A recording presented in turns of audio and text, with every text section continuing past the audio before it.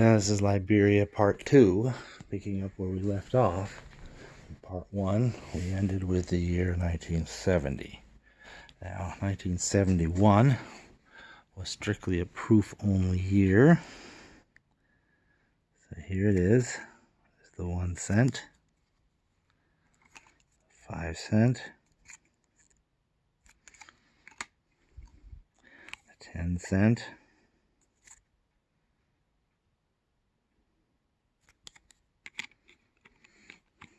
25 cent,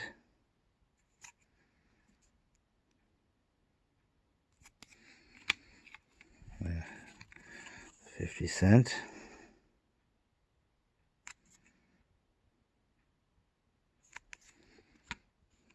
and the $1. Now you notice the dollar coin, the D of dollar is always right next to the leaf. That's always been the case. In fact, even all the way back to the 1961 dollar. It's only the smaller denominations that have the beginning of the letter between the two leaves. Now, 1972, however, gives us not only the usual proof set, but a couple of circulation business strikes, this time of the 1 cent and the 5 cent.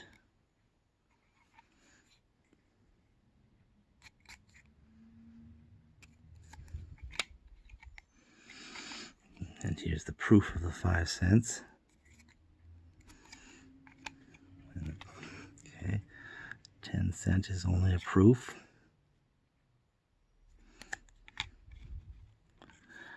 25 cents, proof. 50 cents, and then the dollar. And as always, the proof coins. Okay, it's on the coin there. The proof coins are actually struck by the San Francisco Mint, while the circulation strikes were made by Denver. In 1973, that policy would change, and that now we have proof coins again, as always.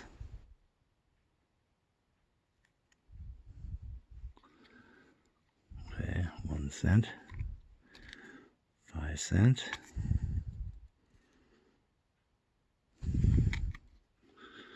10 cent. Now the 25 cent exists not only as the proof,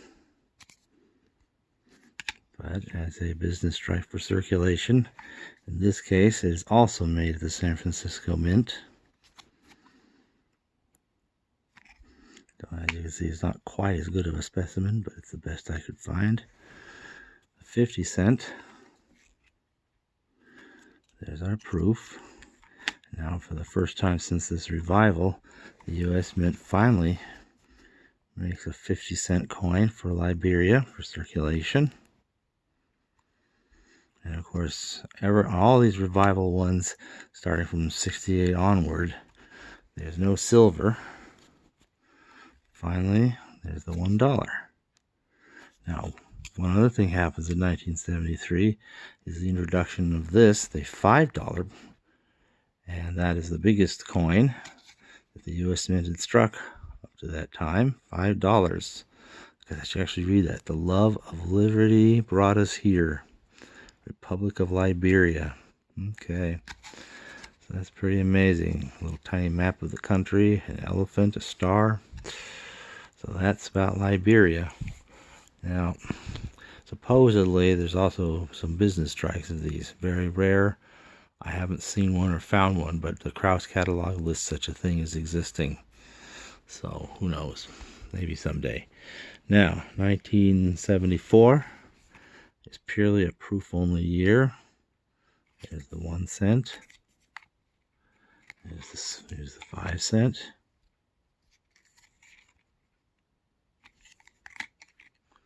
Here's the 10 cent. Here's the 25 cent.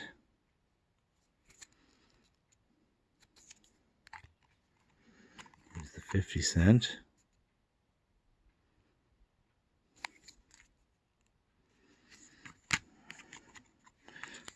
the dollar.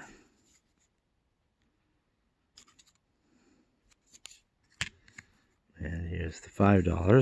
$5 is still struck in silver. The other coins, starting with the 1968 year, are no longer struck in silver, except for these $5 coins. No talk of there being any business strikes of any of these denominations. But in 1975, all the denominations exist both as proofs and as business strikes. So here's the proof of the 1 cent. And here's the business strike of the 1 cent.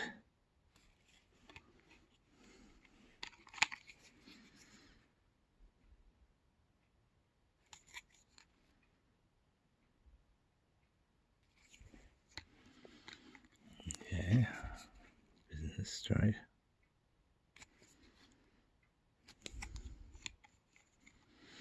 Here's the proof, 10 cents.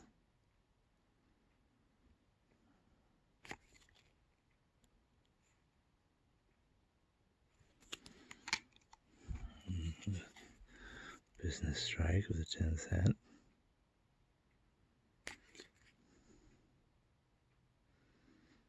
Then yeah, we'll see if we get some cartwheeling on some of these.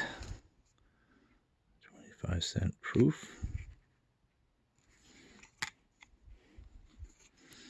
25 cent business strike.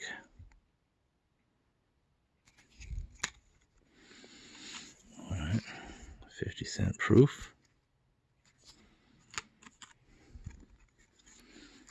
50 cent business strike. Looks pretty good for your business strike, but it really is a business strike. Proof for the dollar.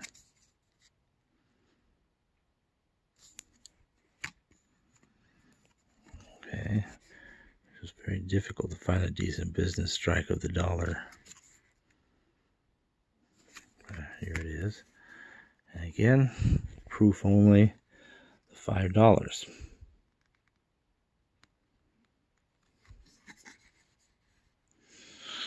Now, apparently, 1,000th of everything but the $5 denomination was struck in 1976. However, since the 1976 year, proofs and everything for Liberia were taken over by the London Mint. I severely doubt that the ones that we struck in 1976 are anything more but additional copies of the 1975. But since there are proofs, the proofs all came in proof sets. First like this. There's 1968. And here's like this. 1969.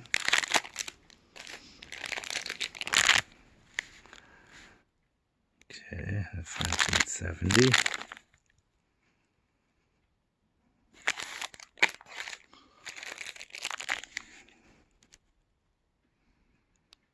So these are all these coins in their original proof packaging.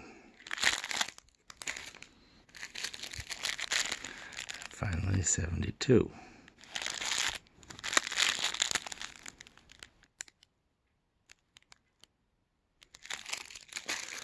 And then 73, they decided to make box sets. So here they are.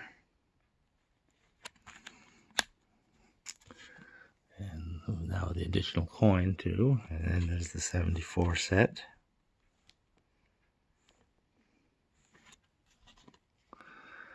And the 1975 set. And when other mints would go on to make these proof sets, they would use boxes that look surprisingly similar. Anyway, that is Liberia. As you can see, the United States has made a lot of coins for Liberia, going clear back to 1941.